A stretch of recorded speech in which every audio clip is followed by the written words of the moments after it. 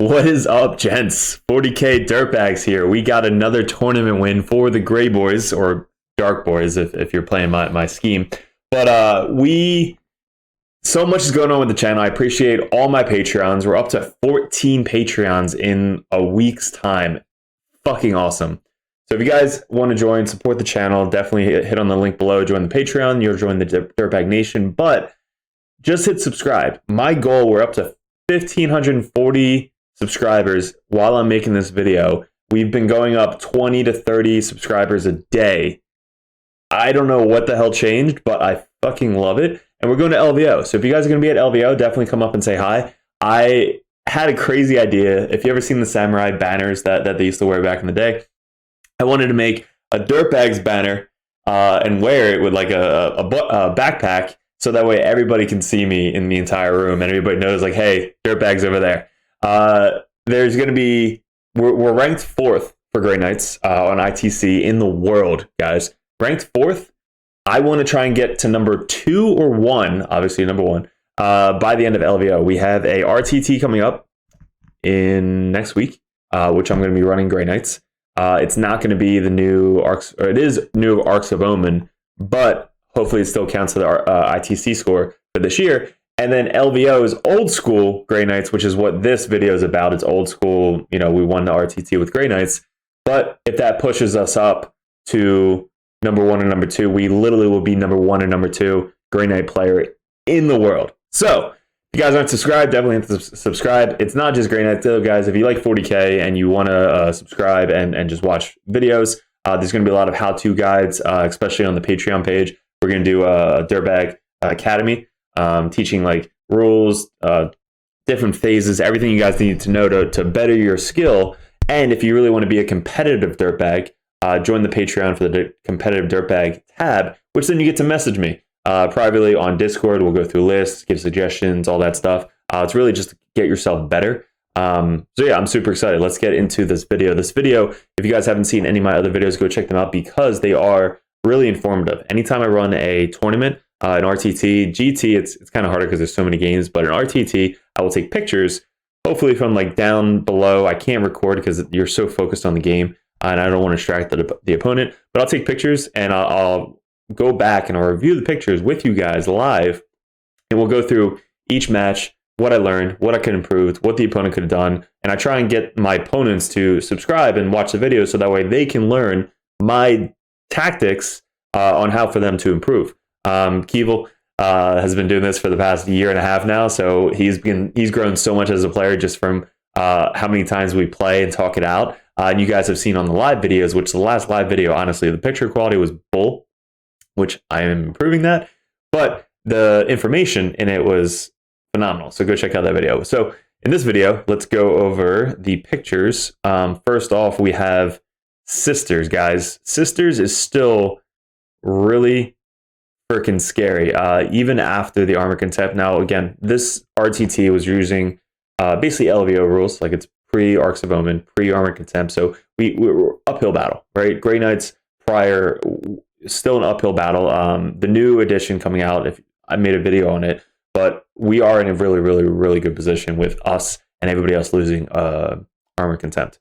So this is the list. It's a pretty standard and looked beautifully. My opponent was such a nice guy. He came from about an hour away in Jersey, but I hope he comes back again because he was a really good player.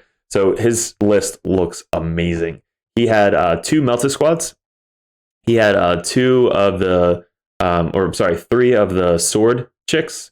He had 3 of the Repentia chicks. He had Vol. He had Celestine. He had the Dogmata. He had the Superior. He had a little priest as well. He had 2. I love this. So he had 2 assassins, and then he had 2 of the Crusader guys. So they're for objectives. They can block out the backfield, which is what the chicks did back here. So it's like 22 points, and they're 4 up in Vuln Save. They're just a cool unit. He had a Rhino, and then he had a basic squad of Sisters. So 2 melted chicks, 2 basic squads of Sisters, 1 Seraphim, 1 small Seraphim unit with, dude, so much shit in this list. But that was the basic Sisters list. we played this mission setup at Alternate Universes. If you guys are in the Northeast area, Alternate Universes is a store that we play at mainly on Monday nights. Also, the terrain setup is standard every single time. It's a really good layup. We bought mats for everything. So if you guys want to check that out, Alternate Universes in Bluebell. There is a home store as well in Philadelphia. But this was the setup. We have 2 line of sight blocking terrain pieces on every board, 2 open ruin pieces on every board. We have 2 line of sight blocking ruins in the back here, forest on each side, and then 2 ruins in the center that once you touch them, you can see through them. Everything is infinite. These 2 bottom floors are line of sight blocking. So let's get into the deployment. So this was the deployment. He had a bunch of sisters behind the building back here. Now, my thought was I took Teleport Strike because against sisters, it's pretty easy to do. And now with the new update, 5 points for that. It's going to be insane. Let me make myself smaller so you guys can see more of this shit. Okay, cool. So this was his deployment. Up here, he put everything else back here. He had a Rhino in the forest, so he had the +1 or -1 to hit. And then I had all my guys back here. So I think I got first turn, and I wanted to try and blow up the Rhino, but again, with Armor Content and in the cover, it just wasn't really the smartest play to shoot the Rhino. I probably should have brought my guy back here. If I could take out these Melted Chicks turn 1, in here, like if I shunt or Gate of Affinity, I could have put a guy right on the corner here and shoot into here behind here because I ignored that. But he has a squad of Melted Chicks over here that would have just walked out and obliterated my Dread Knight, which I didn't really want to have happen.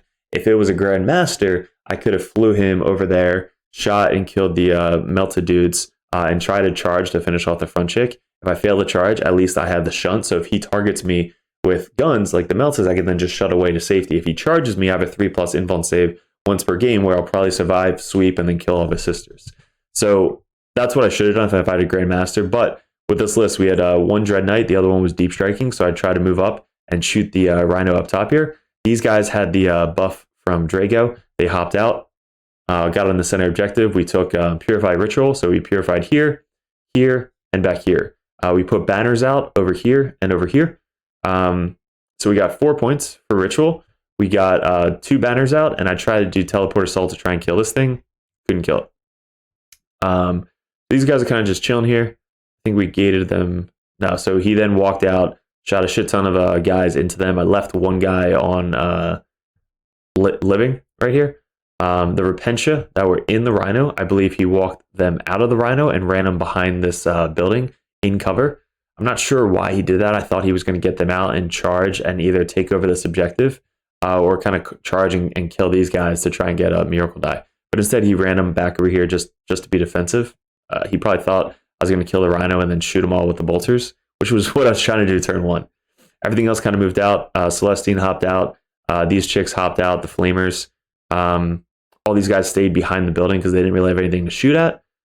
And all these guys scooted up 1 inch away from the wall to kind of just chill.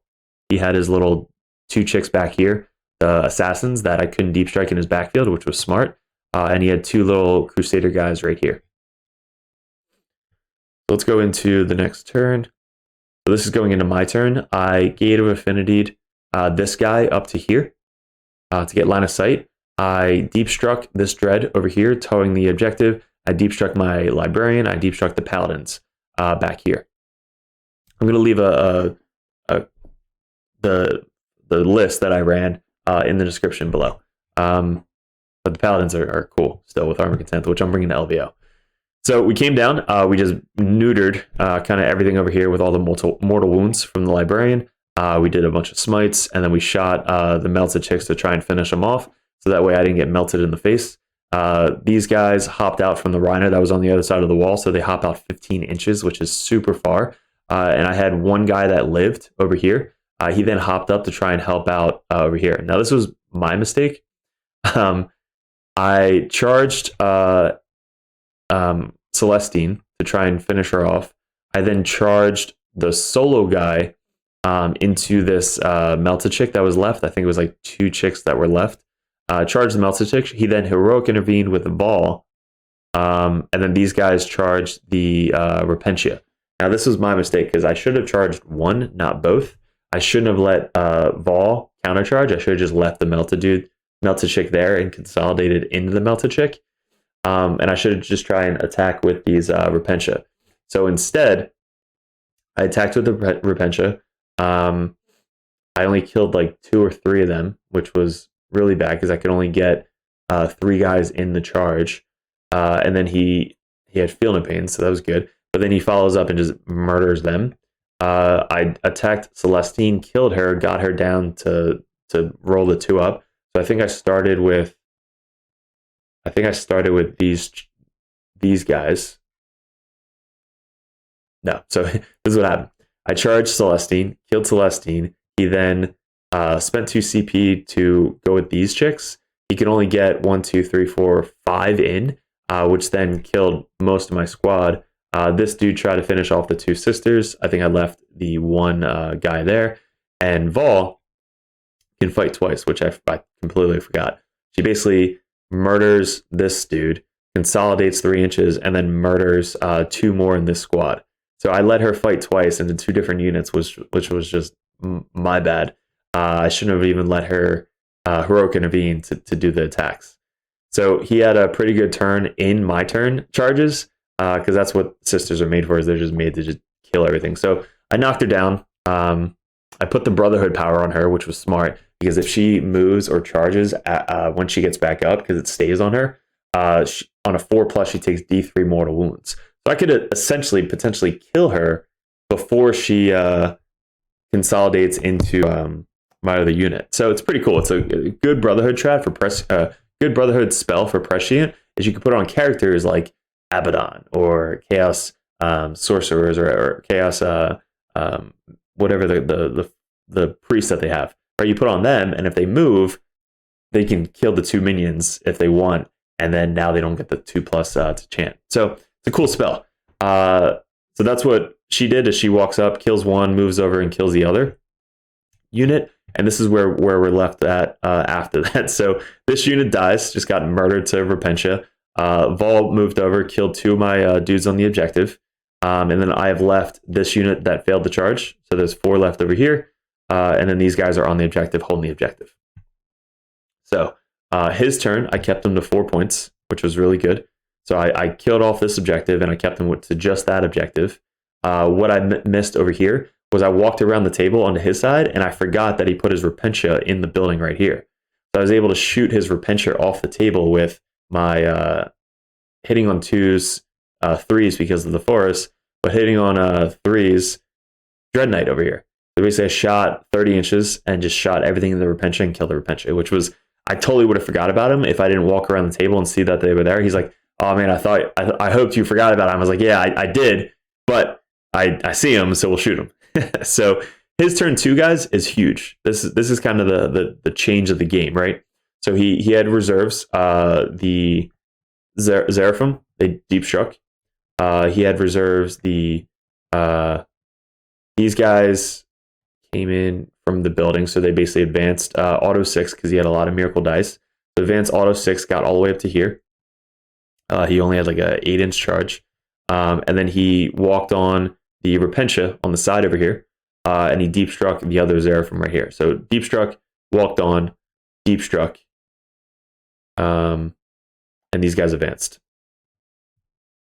Yep. So I had my strike guys back here on the objective. So if he clears off this objective, it drops my banner, and he stops 4 points for me. So I know I have to interrupt with over here. So he also had, he had a lot of charges, and he failed a lot of charges. So he had this charge, the little sister squad charge, and this chick charge. So it's funny because I knocked her down to 4 mortal wounds. I rolled the 4 up, and then I did 3 mortal wounds, or it was like 2 mortal wounds and then 2 mortal wounds. So I took 4 mortal wounds off of her as she charged into combat. So that's what I was talking about with the Prescient Brotherhood power. You can basically chip away mortal wounds before they even get to you, which was huge for her. So she only has 2 wounds left. So he has 1, 2, 3 successful charges. He failed this charge. He failed the Repentia charge, and he failed this 7-inch charge twice here, right? So I think you need a 6 or a 7. He rolled a 4, re-rolled it, rolled a 5. So this was a huge charge that he failed because he could have finished off these guys. He used the dice to charge here, I believe, and then he made a 9-inch charge over here. She then made a charge and then made a charge. So these two, he didn't have any more dice to use to make these charges, but if he would have literally made these charges and just obliterate these guys and these guys, I wouldn't have a lot left. So he went first to try and kill the Dread Knight, which he obliterated, like they're fucking fully buffed up Repentia. So my Dread Knight died. I couldn't roll enough 4-up saves with like 2 or 3 damage weapons. So he dies. She whiffs. She does mortal wounds to my Libby. I think he whiffed like 3 out of 5 attacks. So I only took 2 or 3 wounds on my Librarian. So Librarian's alive in combat, like insanely good. I think the Librarian put all of its attacks onto Celestine and finished off Celestine. I then interrupted over here, moved up all my guys to try and finish off these. I interrupted and then spent, so I had 3 CP. I interrupted, spent 1 CP for the Brotherhood trait and 2 CP to interrupt. So I reroll all hits and wounds of 1 with my guys and just destroyed this unit with the Prescient and Strike. So now I kept my banner, I kept the objective, and I lived with my Librarian over here. These guys, I think, died with Vol. Because there's only 3 left. So that was this. So Dread Knight died. Those guys lived in the top left. Yeah, so this is basically the end of the turn. And then Vol basically killed these guys right here. So look how many guys he has on the table, right? After this turn, this is what he has left. So what the fuck happened? These guys that lived right here, they basically moved up.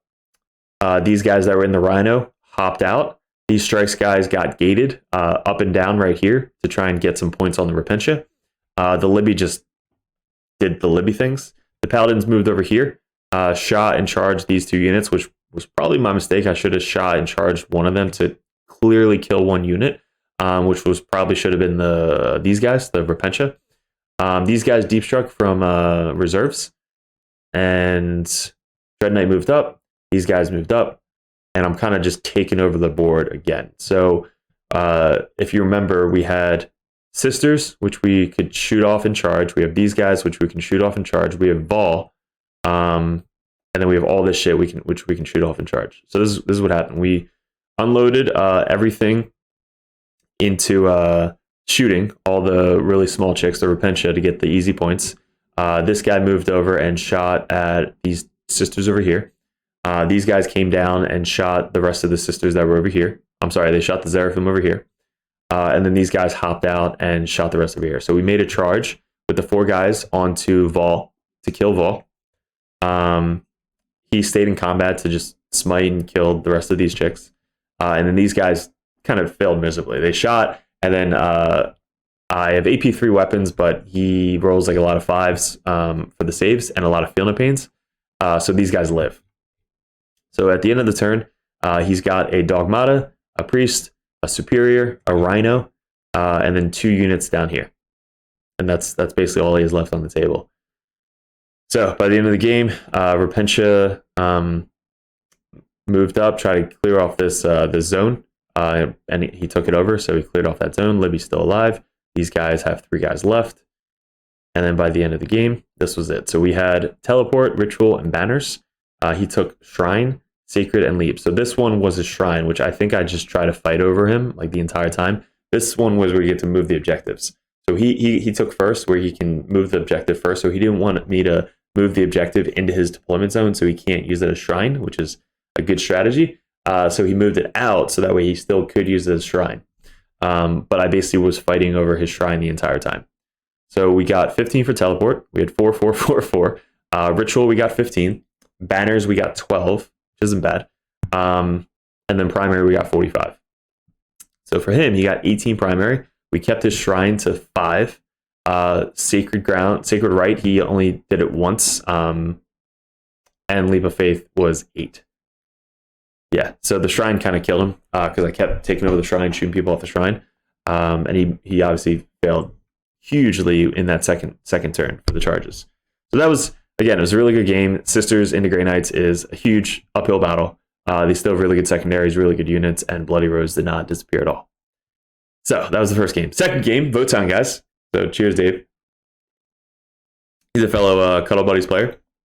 He's running an off-meta votan list with bikes. Now, I'm going to explain to you what I know, because I don't know anything about votan. He gave me the first game into votan, which was insane. I basically walked away and was like, this is bullshit. Going to the bathroom like, votan's bullshit. And it really is. Like, if you play the top-notch votan game against Grey Knights, let me know how it is, because to me, it's bullshit. So let me go to the list, right? Dave's a fun player. He likes just playing the game, and he's running a really good list, so he just murders people. And he's like, I'm sorry. Like, he feels bad for just murdering people, which is funny. He ran 3 units of bikes. He ran this character, Sorcerer, 2 little elite characters, 2 units of 3 units of these guys. They have a healer in it. They have a 4-up invuln save, and 1 guys. They have the rail rifles, and then a unit of these guys which have the mortar things on them. They shoot like crazy doing mortal wounds and shit. Like 96 potential shots, which is ridiculous. And they have once per game, or I don't know if it's once per game, but they could basically deep strike anywhere, just lift up and get a free shunt and just unload all of their weaponry onto that. So that was his list. Now he has the thing where he can pregame move with his bikes. That's the one thing that you don't really see that often, but he's running it. So all of his bikes get to pregame move, I think 12 inches. So he can basically be in your face, which is his whole game plan, because he plays orcs on turn 1, which of course he gets first turn. So for me, this is a deployment. It's a hammer and anvil, so we're all the way across the table.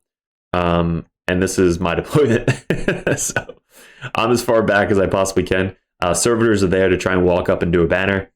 These guys are there to banner and do ritual. These guys are back here just waiting for the first wave. And then we have our Dread Knights back here, and these guys back here. We do have redeploy. So basically I redeployed these guys off the table. No, we redeployed these guys off the table, redeployed these guys off the table. I think that was, and I redeployed these guys either back or off the table. So we have a bunch of reserves coming in. I try to keep as many shit off the table because I knew that he was running forward. So this is his deployment. He's basically in my face turn 1. This is turn 1. So he's got all the bikes up here, all the bikes in the center with Feel No Pain, Psychic Power on them, and these bikes over here just shooting the shit out of everything.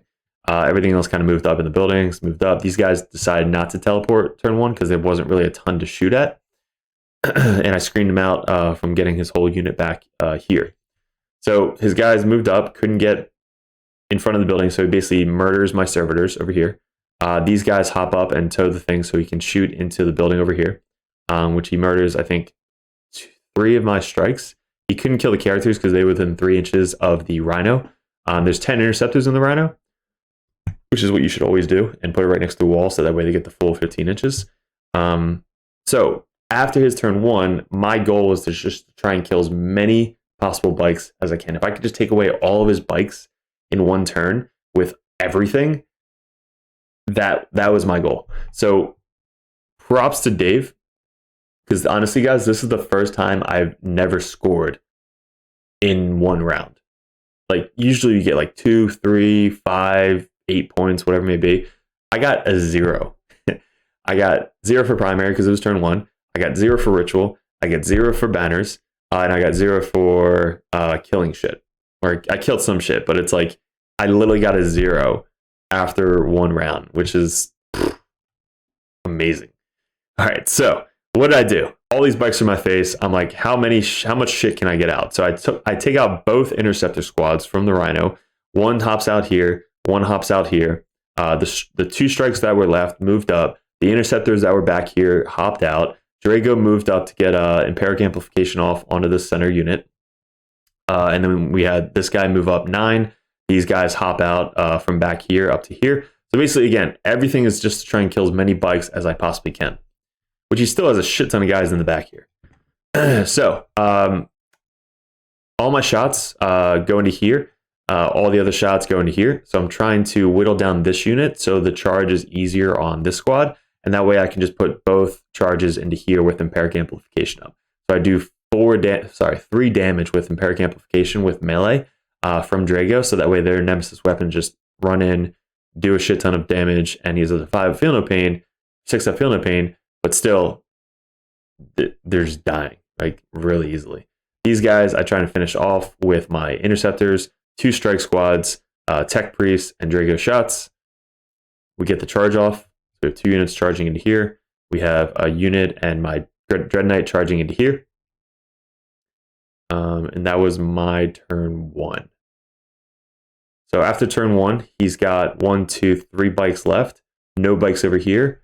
And then I believe he had 3 bikes left in the center.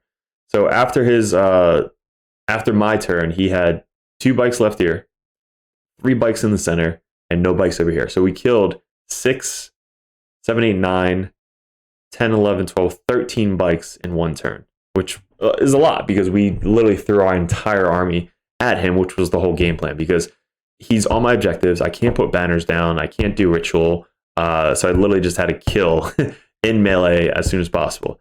Here's my mistake. So Draigo by himself, chilling out, nothing else in the backfield to stop deep strikes. And this is what this motherfucker does. Boom! Right in the backfield. Holy shit. So drops 10 Marines, all the grenades, aiming at Draigo. These guys fell back. I think they can fall back and shoot. These guys, I think, stayed in combat and they just died again. Everything else moved up. Everything else moved up. Characters moved up. Everything basically scooting up to try and clear off the rest of my objectives. So his turn, he obliterates me down to 1 guy here, which I think I spent 2 CP. Because if I don't spend 2 CP, I lose this objective, and I can't put a banner up, and I can't do ritual. So, and I would lose 4 points. So I spent 2 CP to make this guy live last. I don't even want to roll, on that. And then over here, I still got 5 interceptors on the center objective. So Draigo's dead.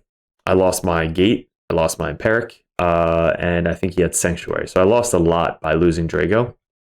Techmarine is still alive. Rhino is still alive. And let's go into my turn. So my turn, strikes move up, put a banner. I had my deep striking Dread Knight right here. He might have been reserves. I think he was reserves, so he walked on 6 on this table edge. These guys hopped out from back here. They were the ones that finished off the squad. They hopped out over here.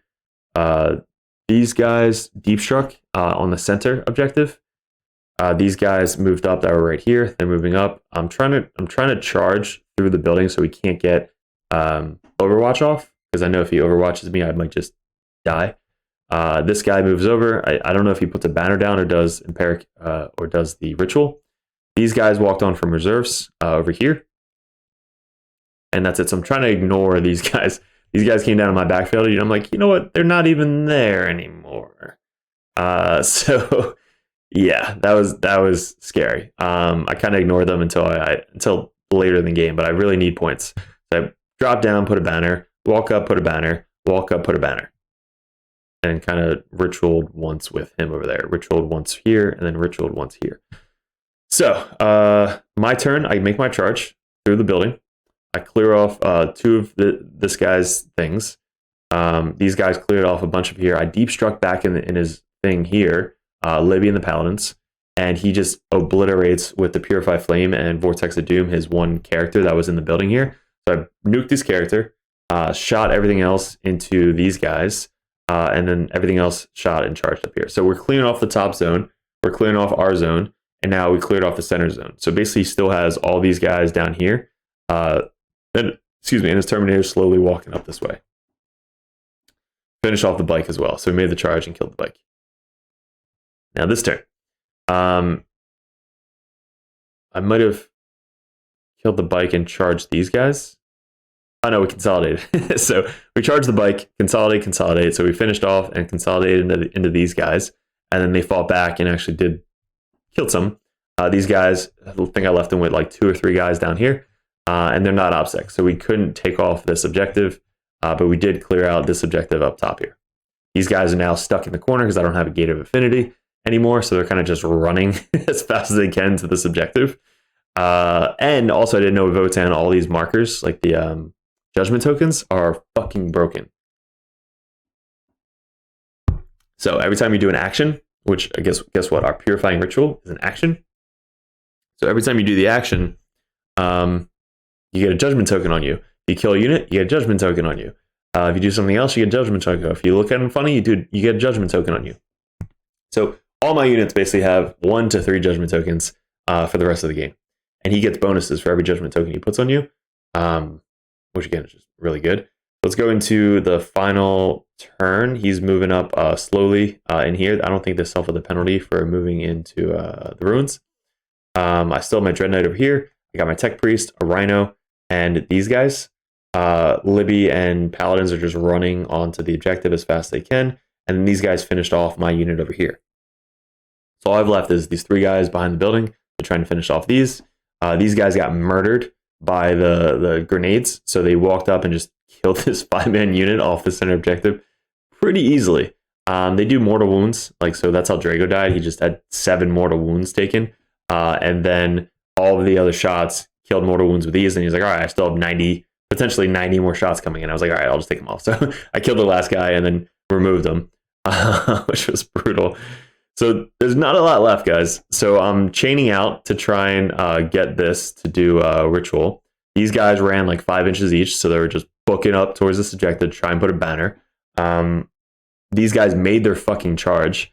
So back here, they walked up and made their 10-inch charge to try and kill my Rhino. Rhino lived. I then healed it. Rhino has 4 wounds left. These guys moved up. I still have 3 guys on the other side of this wall here. And this guy's running towards the objective over here. So, going into the final couple turns, we have nothing left on this side for him. We have everybody running on the objective and putting up a banner and then ritual. These guys are moving out to try and get the charge off to finish off this unit. This guy's still moving over here. We have nothing left over here. And we still have our 2 strikes that lived from turn 1. A Techmarine, a Dread Knight, and a Rhino, just trying to slowly pick away these dudes. So finally, we finish off this squad. We finish off with the Tech Priest, the dude, the Rhino's still alive with 3. These guys finished off this unit, and they basically hopped out to try and kill this guy. We put a banner down, put a banner down. That banner was still there, but we put a banner down, put a banner down. I think at the end of the game, we put a banner down here. But this was basically the final result. We took kill shit, which is just no prisoners. So we got 13 for that. We took banners, which we got 13 for banners. Because again, going second at the end of the game, you can put all banners down. And then it counts towards the end of the game. Ritual, we got 15 because we just had to keep casting. You only had 1 deny, so you couldn't really deny ritual. And then we got 45 for primary. So 45, 13, 13, 15. And then for him, he had 16, 22 for primary. He had 8 for the watching one, which is his secondary. Interrogate, he didn't interrogate me once. Or he tried, but I kept denying it, rolling 3 dice, dropped the lowest. And engage he took, but with the old engage rules, you have to be outside of 6 inches from the thing. So all of his bikes, he couldn't get outside of 6, which I think was the only thing he could have improved on, or not take that secondary.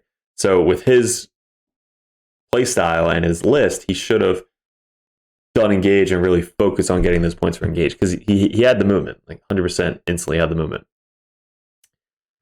So let's go into our final hardest matchup. I posted this on Discord going into it. Everybody was wishing me luck, but we played TJ Lanigan at the last GT, which I think he's ranked 22nd in the world or something. That GT was insane. So if you're a Grey Knight player, go check out that video. It's fucking nuts. We beat Innis, who's the number 7th player in the world, with NIDS. We played Grey Knights. So if you really want a really good game with Grey Knights into NIDS, go watch that game. It's in my Discord. And it's streamed on his channel. It's pretty cool.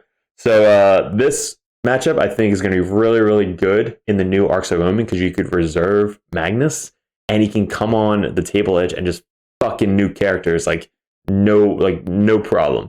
And he's a really beast in combat. He's no shooting, but his powers and denies is just fucking nuts. So our boy Sean paints amazingly. He actually runs Grey Knight, so he knows my list pretty well. And it looks beautiful. This paint job is just super clean. And the bases are amazing. So this is his list. He's got 6 units of these guys, the regular dudes. He's got 1, 2, 3, 4 characters. The Terminator brick, obviously, and then Magnus. So I like his list. Doesn't have any flamers like TJ's list, which they're getting neutered anyway. This was the deployment. We have the diagonal, and this is the bomb mission. So I always love the bomb mission because we can come down and just put bombs and just keep putting bombs everywhere. And it's 4 points. Like, you can get 2 points, like hold these 2 objectives and just ignore the middle and just focus on placing bombs with our strikes, deep striking. So if you ever play the bomb mission, it only has to be in the center over. So that's their deployment area and in no man's land. So let me just draw this out. So from, look at my mouse, top here, all the way down the center, and then in no man's land. So anywhere over here, right, we can put bombs, which is a lot of space. So he set up Magnus as far back as he possibly could. He took Interrogate. So my guys, I'll show you, are behind this fucking building back here. Magnus is all the way back there. He doesn't want to get shot by my dreads. These guys are kind of like in cover. Armor Contempt and Tsons is just brutal. In cover, Armor Contempt, -1 damage. Like, they are really hard to move off objectives. So going into the new edition, it's going to be a lot easier to shoot them with our dreads and take them and clear them off the objectives pretty easily. None of them take morale tests. So even if you take it down to 1 fucking guy, they still don't have to roll a morale test, which is crazy. So everything else is kind of castled up in this building. All of his characters, I stayed 36 inches plus away from his character so he couldn't interrogate me at all. So if I can deny him powers, deny him secondaries, that's really the only way that we're going to beat 1,000 Suns. And that's kind of what I tried with TJ, is try and deny him the secondaries and try and get our secondaries. That's really the point of the game. But with Tsons, it's so fucking hard. They're getting rid of Wrath of Magnus, which is every more powers that he casts over you, he gets points. So it's almost a max 15 unless you're playing like another Tsons or Grey Knights player. So I kept TJ to like 10 points.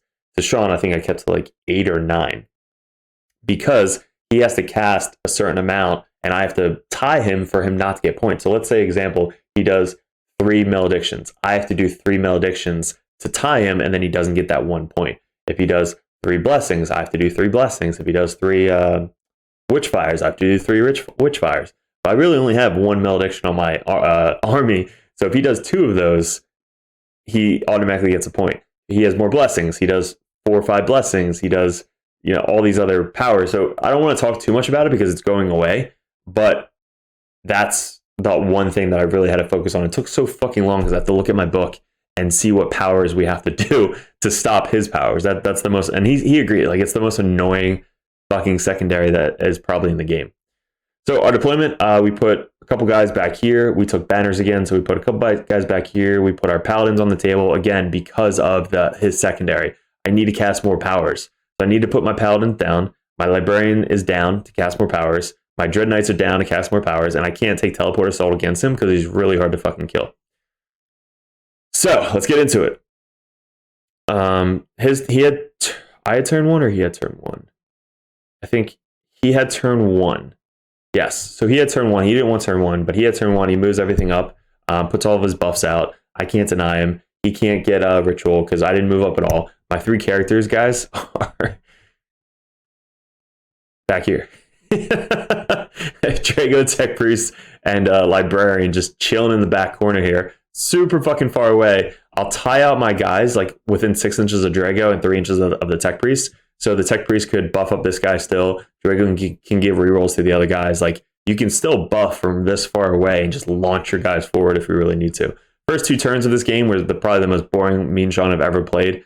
Same with TJ, it's just super boring because he has to kill shit in Psychic Phase, which if I can deny him by doing that, by not coming out, that was the goal. If he casts all his powers and I can deny that somehow, that's the goal.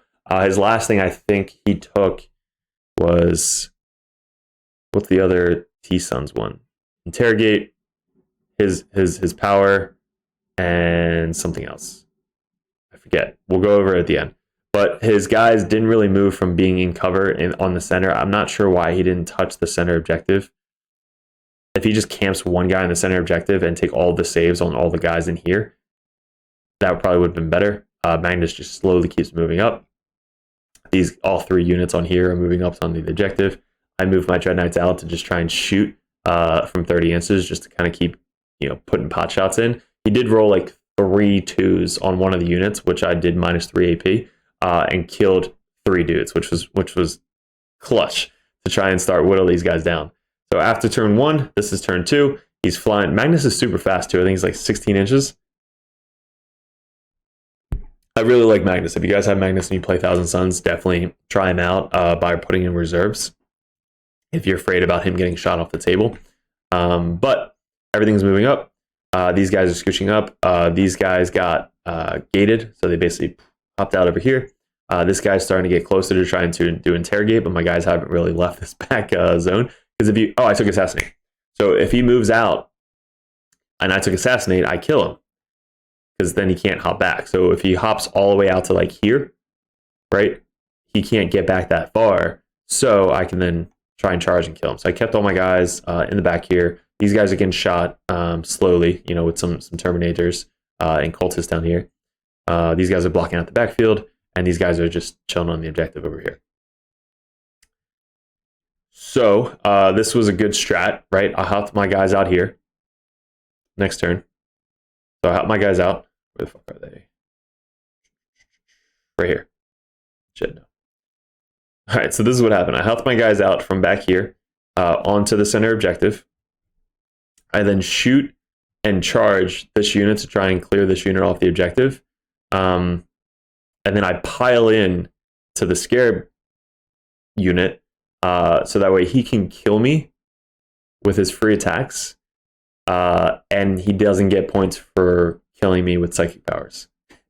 So it's kind of like when you see Abaddon in a Bile list, you just kind of throw your units in Abaddon so Bile can't get the points. That's what I did here. Was I threw out my interceptors, buffed up, shot and charged the Scarab to try and take him off the center objective, and then I consolidated into the Terminators, so that way the Terminators had to fight me and they would kill me. So they killed me in the melee phase, not the psychic phase, which saved me, I think, 3 points.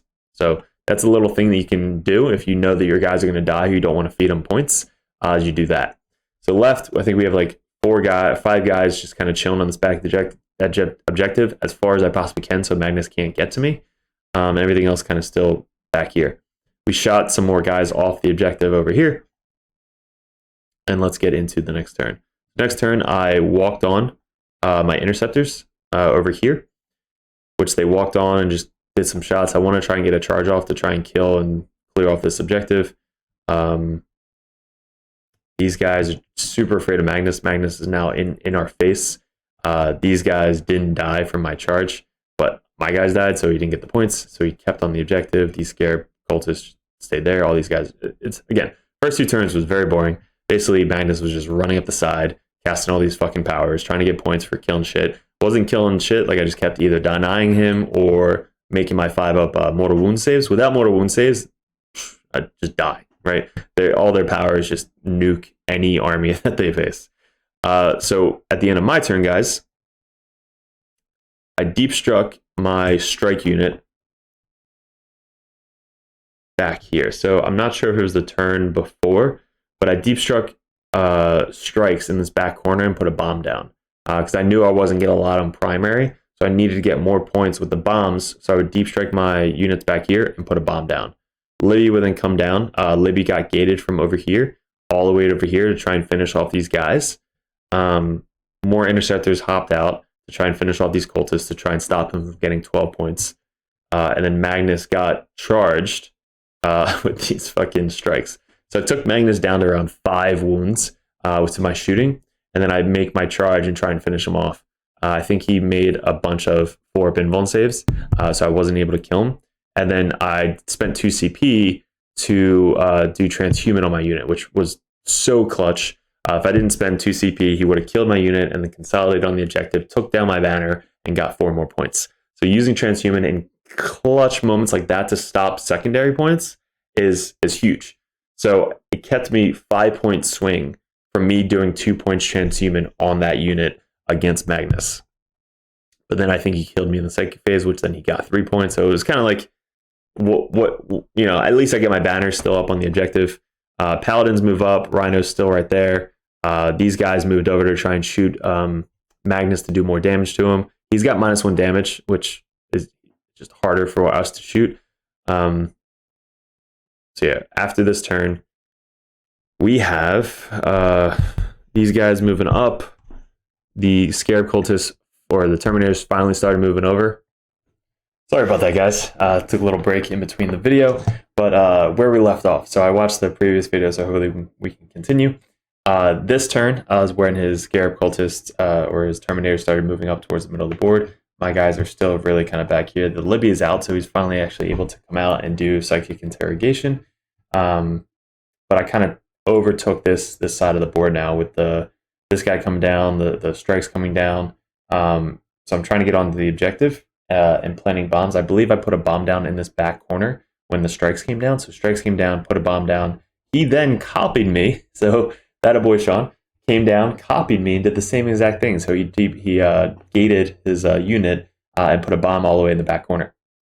This guy's left with 2 wounds with all my shots kind of lined up. So I lined up shots, shots, just trying to kill him with bolter fire. Left him with 2 wounds after all those shots. Kind of bummed about it because he should have died a turn earlier, but he didn't. Brought my guys out here to try and start doing some work to the cultists. Now, here's a little trick that I've been doing recently, is when you charge a 10-man brick or a big unit, you want to try and get everything on one side.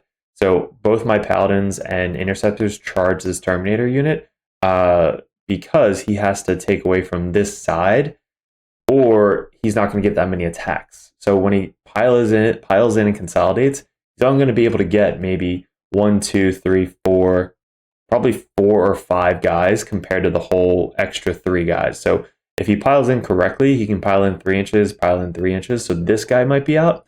So honestly, he's only getting 4 guys to attack me back. So that's the little trick, is like you don't want to go full force right in the middle of the unit, because then you're going to get hit by everybody. If you kind of can charge towards the end of the units and charge them that way, then they have to consolidate to the closest enemy unit. So if you have closer guys this way, they can't even pile in that way.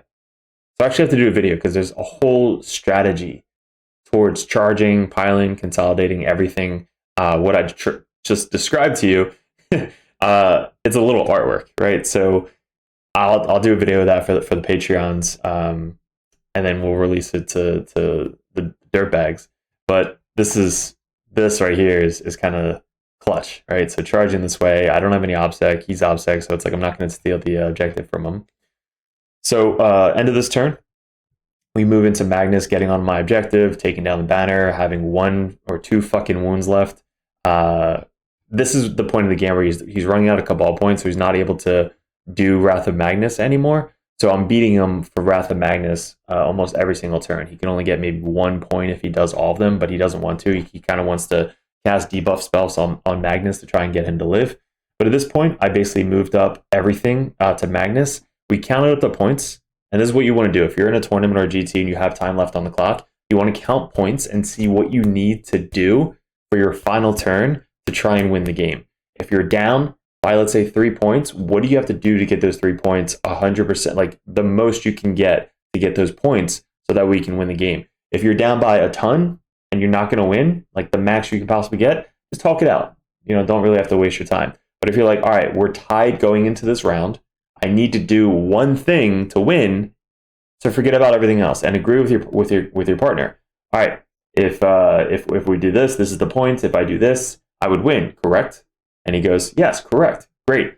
You agree? I agree. Awesome. Let's do it. So my thing here was if I kill Magnus, I get Assassinate, I get the objective, and I'll get 12 points. So I'll get 12 points for controlling this bottom objective. I did Purify Ritual on the bottom objective with the Libby. Purify Ritual and bannered over here. And then up here, I think I Purify Ritualed, or I smite. I don't think I can get Purify Ritual, but I got 2 points for Purify Ritual. I put up another banner. I kind of ignored the center, like whatever, you can have the center. And then I wanted to try and get this last point. So if I kill Magnus, I get 4 points for primary. I get 4 for Assassinate because he's Warlord.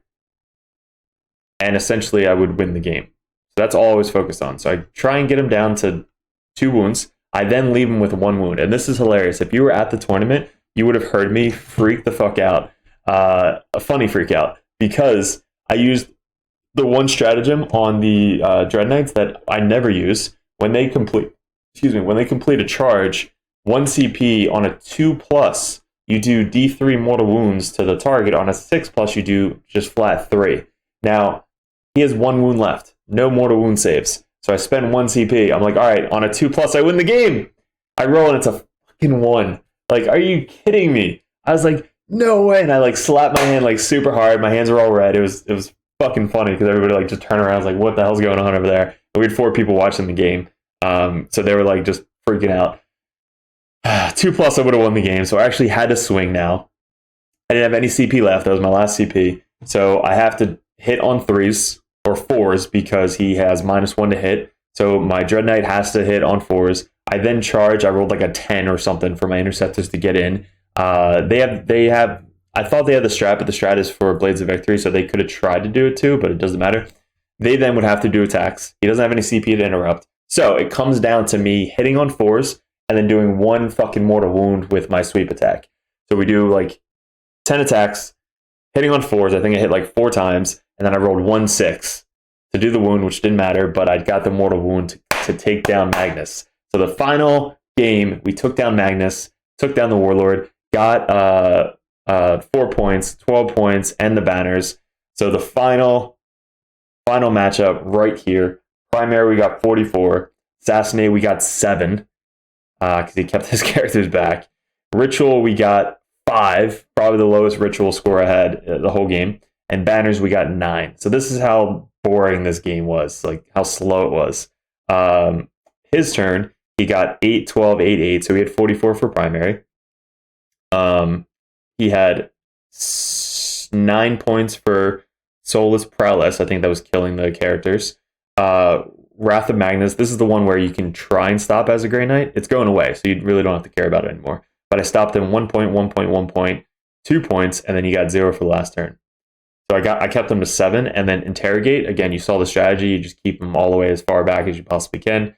And they don't really know that until you deploy. So if they take Interrogation, you can then keep your characters back. If they take Warp Ritual in the center of the board, you don't have to keep your characters back. So and they're probably not going to take Interrogation anymore because it's line of sight. So new edition, you're not really going to have to see that often. It's going to be mainly Warp Ritual. So that was the score. We got 65 to 63. Such a close game. Sean is such a good opponent. He made it to the top table 3 tournaments in a row.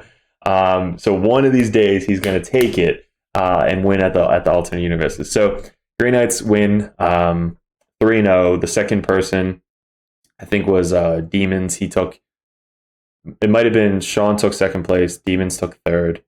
One of those two. So I think it was Grey Knights, Thousand Suns, Demons.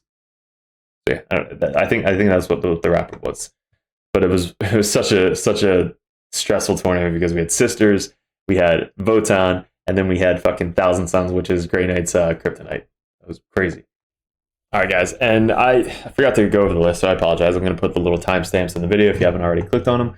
But the list that we won the RTT, it is an old school list because LVO is coming up. So if you guys are, dirtbags, you're on the Discord, you know that we are going to LVO. So if you guys want to come say hi, I'm going to have a flag and all this shit around the table, so hopefully you guys can see it. But we're taking this list, so no surprise. I brought this to the GT, which we took second place in. I brought this to the RTT, which we took first place in. So I do like the list.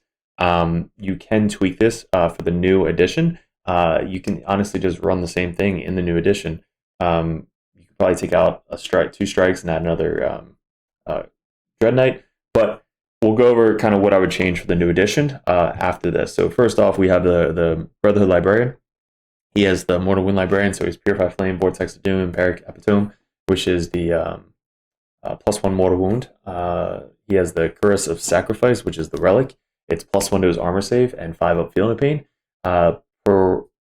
Presaged Paralysis, which is the 10-point upgrade where you can stop an Overwatch, which Flamers are going to be huge at LVO, so I can stop at least one unit of Flamers from overwatching me.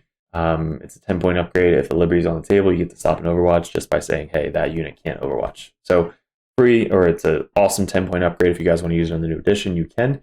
Brotherhood Techmarine, he gives the +1 to hit on the Dread Knights. He can also heal the Dread Knights. He's the warp shaping guy, but he's also the divination guy. Now that you could have 4 HQs in the new edition, you can basically bring a Techmarine for 10 points cheaper just for your divination casting. Foretelling the Locus, so he has the redeploy 3 upgrade, but he's the one who's getting us our CP every single turn. Hopefully, if we can fucking roll 6. Draigo dropped 15 points in the new edition, but he's got Gate of Affinity, Empyric Amplification, Sanctuary. You can spend 1 CP for him to almost always get the Gate of Affinity off and put out a Sanctuary on turn 1 per unit, or he can walk out, extend the range, put an 18-inch Empyric Amplification out, and Gate of Affinity something else for Teleport Assault. He can cast 2, so it's pretty good to keep him in the list. Or you can replace him with a Librarian to also cast 2 spells. We have 3 strikes because you are still required to bring 3 strikes. I love the Incinerators on them. I'm not going to be upgrading to Psi Cannons. I just don't like hitting on 4s for most of my units. But this whole list have swords. The new edition, you can bring halberds. But the swords, because of the AP3, because Armor Contempt is still around. So yeah, 110 points. They also dropped 10 points in the new edition. 3-man Paladin Squad. Now this is the unique of this list, is because they have they don't have Bodyguard. They should. But 3-man come down with the Libby to try and protect him. They can cast +1 of the armor save with armor resilience, and they have Purify Flame, so that way when they do come down next turn, they can walk up and Purify Flame with the Librarian. Or if you start them on the table, you can then just walk out of the building and Purify Flame something in the middle of the table for an auto 3, which is just an extra spell that you can get, which just does 3 mortal wounds, which is pretty cool. They all have swords, same exact reason, but it's 135 points. You can add another strike unit or interceptor unit, but usually if they're coming down with the Librarian, they're going to die or get shot off. So if they come down with Armor Contempt, +1 of the armor save in cover, they're really, really hard to remove. So that's why I bring the Paladin Squad, the 3-man. 4 unit servitors, they do block out for deep strikes in the backfield. They can put out a banner, or they are character protecting. So like the mission that I played, I character protected my guys in the back ruin with the 3 characters. With these guys, because they have to shoot the closest target, so they can't just gate somebody in the back and shoot them because it has to be the closest target. Not with the spell, but I mean with like shooting.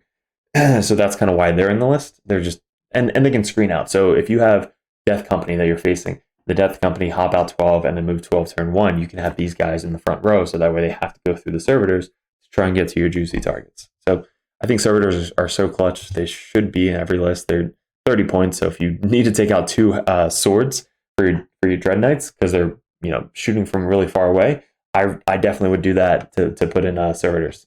We have 25 interceptors, so normal interceptors, all swords across the board, no special weapons. You combat squad, every single one of them. You can put 2 of these in a Rhino, which we are bringing a Rhino. Sorry, you guys can't see, so let me bring this up. Cool. So we have 25 interceptors and then 2 Dread Knights, one with a teleporter, which now they're free, and a sword. The other one just has a great hammer. So no teleporter, but we have a great hammer, and one with a teleporter and sword. Then we have a Rhino. So the Rhino's in there because you can camp them behind the wall, and then they can hop out 3 and then hop out 12. So 15-inch threat range with your interceptors, which is awesome. So you just threaten like the whole board, or at least up past the center objective. So you're kind of just throwing them out as missiles. 1 CP strat, you get to reroll all hits and wounds of 1 with Prescient. So it's a really good strat, right? You can put 10 of them in the Rhino. You can basically hop 5 out, hop 5 back in. You can do the stratagem or the trick where they hop out, cast their psychic power, shoot in the psychic phase, and then hop back in the Rhino. And you're like, how the hell is that possible? Because you get out in the movement phase, you then cast in the psychic phase, and then you hop back in the psychic phase. It's different phases, so you're actually able to do that in a Rhino. So that's a little trick that you guys can do. But yeah, so that's the list, guys. I really like the list. If you guys want to tweak it your own way, you definitely can. If you guys want to go on Discord and ask how we tweaked it, you definitely can. There's a lot of videos coming up on the channel with Armigers. Armigers in the new edition, I think, are going to be insane. Bringing them in turn 1 from reserves is going to be insane. and the 1 CP strat for auto wounding, which I played that wrong in my last game. So you guys will see that when I post that. But we played 4 Dread Knights, 1 Grandmaster, 3 Dread Knights, and then 3 Armigers against Tau. And we actually were able to shoot them pretty reliably from across the table.